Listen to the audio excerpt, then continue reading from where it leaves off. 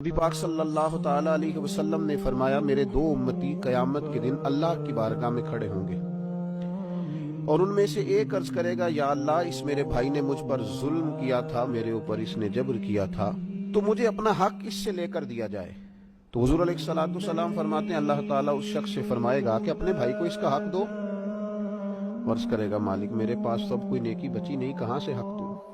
تو اب وہ جو مدعی ہے، جو دعویٰ کر رہا ہے کہ میرا حق اس سے لے کے دیا جائے، وہ عرض کرے گا مالک پھر میرے گناہ ہی اس پر ڈال دیے جائیں۔ حضور مسکرا رہے ہیں، جناب انس بن مالک فرماتے ہیں، لیکن اس بات پر آ کر حضور کی آنکھوں میں آنسو آ گئے۔ نبی کریم صلی اللہ تعالی علیہ وسلم فرمانے لگے وہ بڑا ہولناک دن ہوگا قیامت کا۔ لوگ اس دن تلاش کریں گے کہ کوئی ایسا شخص ہمیں ملے، ضرورت محسوس کریں گے کہ جو ہمارا بوجھ اٹھائے۔ اب وہ شخص عرض کرتا ہے مالک میرے پاس تو کوئی نیکی نہیں ہے اور یہ کہہ رہا ہے میرے گناہ ہی اس پر ڈال دیے جائیں۔ تو نبی پاک علیہ الصلوۃ والسلام فرماتے ہیں اللہ تعالیٰ اس مدعی سے فرمائے گا ذرا سر تو اٹھا، جنت کی طرف تو دیکھ۔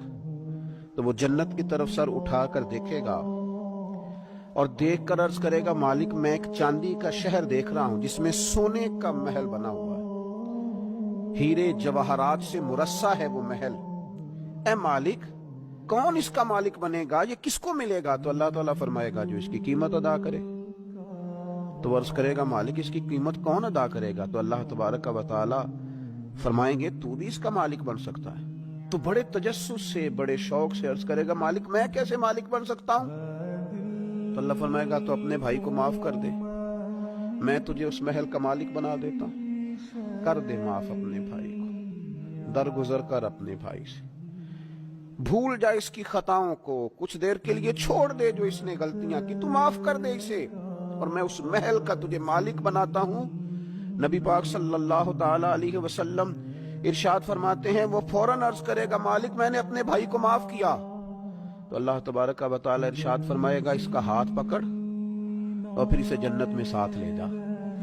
جا گویا میں نے اسے بھی جنت دی۔ یہاں شارحین حدیث نے لکھا ہے کہ یہ جس کو کہا جا رہا ہے کہ اس کو پکڑ کے جنت میں لے جا، اگرچہ اس سے غلطیاں ہوئی لیکن بعد میں اس نے توبہ سچی کی، اس نے اللہ کی بارگاہ میں گڑ گڑا کے معافیاں مانگی، اس نے کوشش کی حق ادا کرنے کی، لیکن اگر کچھ کمیاں رہ گئیں تو چونکہ سچا تھا، ادا کرنا چاہ رہا تھا، کچھ باتوں پہ پہنچ نہ سکا، تو آج اللہ تبارک و تعالی اس کی طرف سے لوگوں کو صلہ عطا کر رہا ہے۔